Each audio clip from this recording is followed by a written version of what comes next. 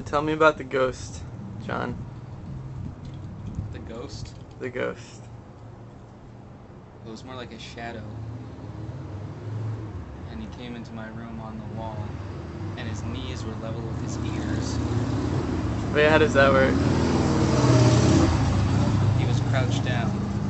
Oh, okay. Sort of in a And when he moved, demonic posture. Yeah, when he moved, it was like the sound of bags of sand being dragged across the floor, like bamboo shoots knocking against one another. Oh, that's creepy. And then he was wearing a top hat, and he was bent over, so his knees were up here, and he stood up, and just kind of looked at me for a while. Did he say anything? No. I mean, I don't know if he could have, because he wasn't, I mean, he was just a shadow. He didn't really have a physical form. That's fair enough. Yeah, he was a shade. The shade. Yeah, it was like somebody was standing on the other side of the wall, and their shadow was... It was like seeping through it. That's creepy. Yeah, I think I saw into some other place. It wasn't really frightening, actually. It was probably the way he was dressed, really. He was dressed pretty nicely, so I wasn't...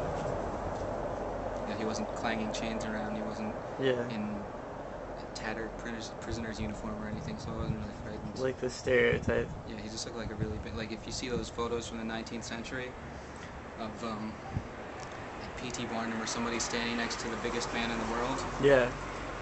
And it's Victorian time, so they're wearing like a nice tailcoat and a big top hat. It just looked like that. It just looked like a really tall guy. He was really skinny, though. Did you just see him that one time? Yeah. The next morning, I found some teeth on the floor. That's weird. Do you Yeah. still have them? No, I put them under my pillow. Did you get coins? No. I woke up and they just weren't there anymore. Really? Probably came back from him. Yeah, I guess so. Maybe he was making a necklace. That's probably it. Yeah. But, he stopped coming. I mean, I guess maybe I only saw that one. I think maybe that was just one of his avatars that came that one time. Because I saw other figures. But I feel like they were all part of the same being. Yeah. You know, they were big. I would see, like, the shadows of airplanes circling on the ceiling. Yeah. Like they were circling me, waiting to land. When I fell asleep. So I would just keep my eyes open. And they would never land. And everything stopped after I turned 16, I think, something like that. And I started dressing better and taking more care of myself physically and brushing regularly, and I think these, I don't know, maybe they couldn't identify with me as much anymore. Yeah. Because I wasn't grimy. Like ghost. Yeah. I think they just like filth. That's fair. And gross things. So it was like, I don't know, I moved on to a different circle of friends and they didn't want to hang out with me anymore. Yeah. But it was a pretty interesting experience all around. Yeah. Yeah. It is interesting whenever you see a ghost. I don't really regret it. What? I don't really regret it. No. That's I mean, good. I guess I don't know what I could regret since I didn't do anything to make them appear, but yeah, I don't wish that it didn't happen. I'm content with having had that be part of my life. And I think it helped me develop and maybe more attuned to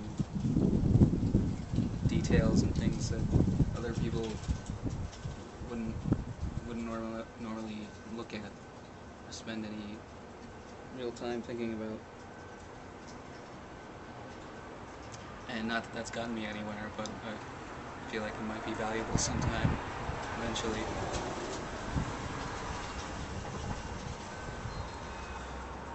But, I don't know, they were just visitors. They never hurt me. Sometimes I would leave food out for them after dinner, and that got me into a little bit of trouble because my mom thought I was stealing food and eating it in bed. And I was kind of a plump little boy, so I was big. I was a fat little kid. So, you know, she probably thought that I was just stuffing my face, but I was really thinking about the needs of other people. Yeah, or other be they beings, dead or not. Anyway. Yeah. I see. Maybe you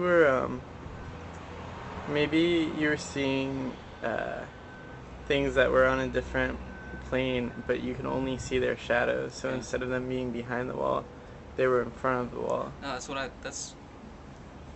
think that's the case too, actually. No, I think you're right, because I was just seeing the shadows of another place, I think, because, you know, I'd see figures, and I could see them, and they look like shadows on the wall.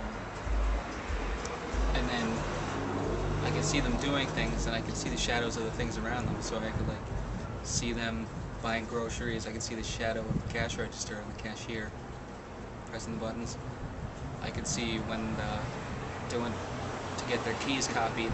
I could see the shadow of the guy standing at the desk.